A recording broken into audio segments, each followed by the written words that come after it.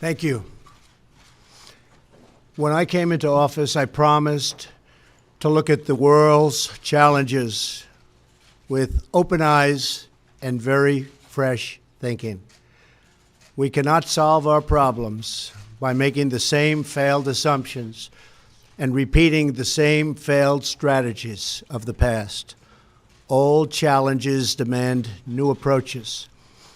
My announcement today marks the beginning of a new approach to conflict between Israel and the Palestinians. In 1995, Congress adopted the Jerusalem Embassy Act, urging the federal government to relocate the American embassy to Jerusalem and to recognize that that city, and so importantly, is Israel's capital. This act passed Congress by an overwhelming bipartisan majority and was reaffirmed by a unanimous vote of the Senate only 6 months ago. Yet for over 20 years, every previous American president has exercised the law's waiver, refusing to move the U.S. Embassy to Jerusalem or to recognize Jerusalem as Israel's capital city.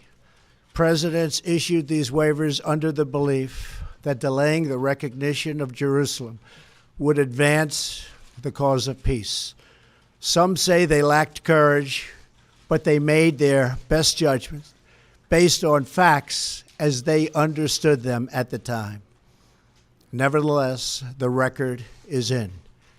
After more than 2 decades of waivers, we are no closer to a lasting peace agreement between Israel and the Palestinians. It would be folly to assume that repeating the exact same formula would now produce a different or better result.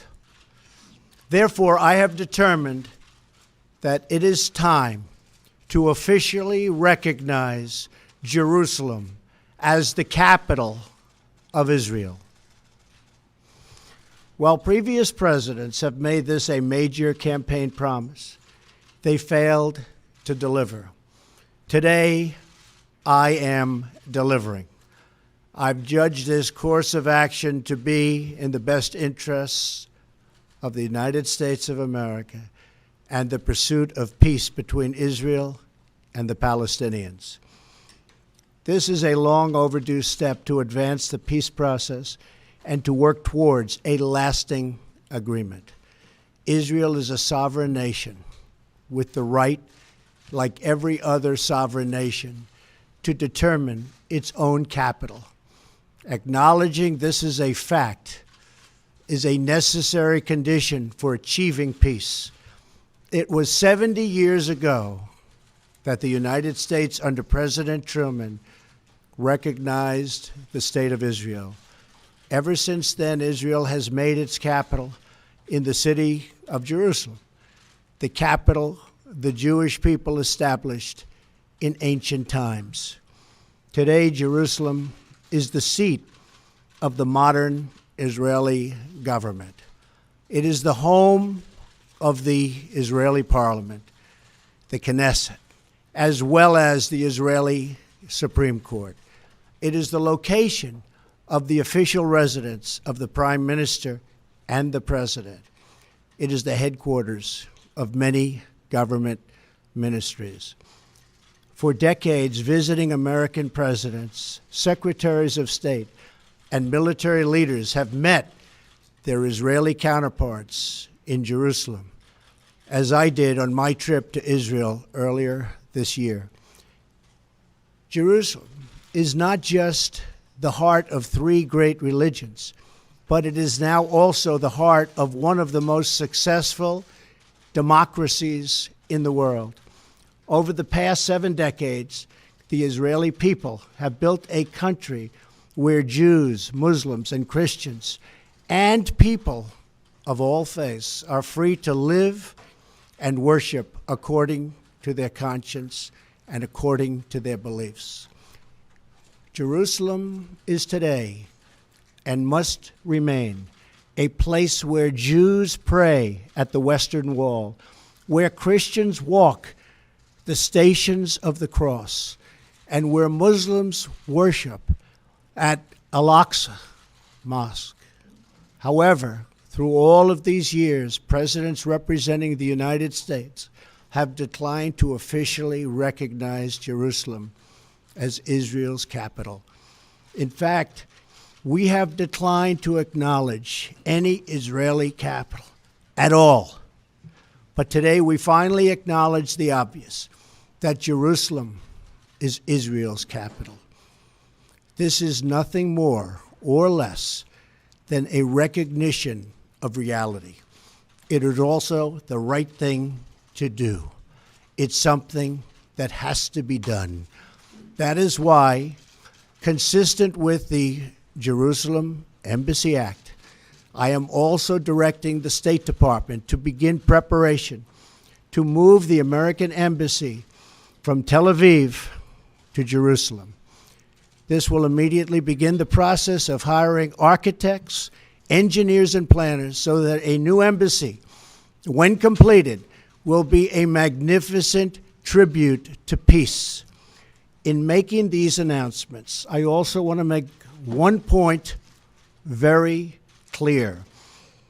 This decision is not intended in any way to reflect a departure from our strong commitment to facilitate a lasting peace agreement. We want an agreement that is a great deal for the Israelis and a great deal for the Palestinians. We are not taking a position of any final status issues, including the specific boundaries of the Israeli sovereignty in Jerusalem or the resolution of contested borders. Those questions are up to the parties involved. The United States remains deeply committed to helping facilitate a peace agreement that is acceptable to both sides. I intend to do everything in my power to help forge such an agreement. Without question, Jerusalem is one of the most sensitive issues in those talks. The United States would support a two-state solution if agreed to by both sides. In the meantime, I call on all parties to maintain the status quo at Jerusalem's holy sites, including the Temple Mount, also known as Haram al-Sharif. Above all, our greatest hope is for peace, the universal yearning in every human soul. With today's action, I reaffirm my administration's longstanding commitment to a future of peace and security for the region. There will, of course, be disagreement and dissent regarding this announcement. But we are confident that ultimately, as we work through these disagreements, we will arrive at a peace and a place far greater in understanding and cooperation. This sacred city should call forth the best in humanity, lifting our sights to what it is possible, not pulling us back and down to the old fights that have become so totally predictable. Peace is never beyond the grasp of those willing to reach it. So today we call for calm, for moderation, and for the voices of tolerance to prevail over the purveyors of hate. Our children should inherit our love, not our conflicts. I repeat the message I delivered at the historic and extraordinary summit in Saudi Arabia earlier this year. The Middle East is a region rich with culture, spirit, and history. Its people are brilliant, proud, and diverse, vibrant, and strong. But the incredible future awaiting this region is held at bay by bloodshed, ignorance, and terror. Vice President Pence will travel to the region in the coming days to reaffirm our commitment to work with partners throughout the Middle East to defeat radicalism that threatens the hopes and dreams of future generations. It is time for the many who desire peace to expel the extremists from their midst.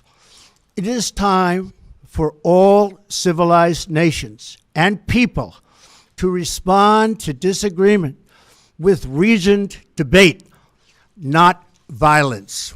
And it is time for young and moderate voices all across the Middle East to claim for themselves a bright and beautiful future. So today, let us rededicate ourselves to a path of mutual understanding and respect. Let us rethink old assumptions and open our hearts and minds to possible and possibilities.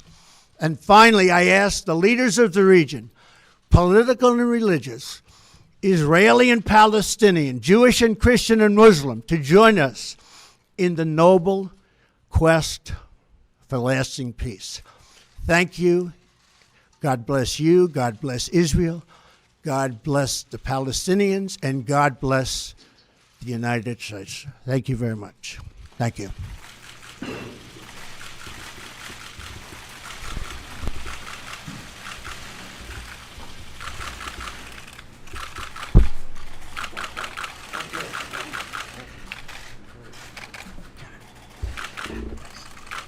Thank you.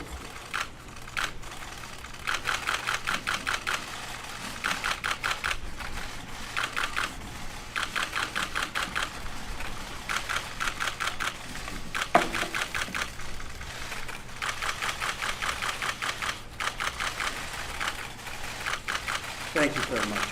Thank you.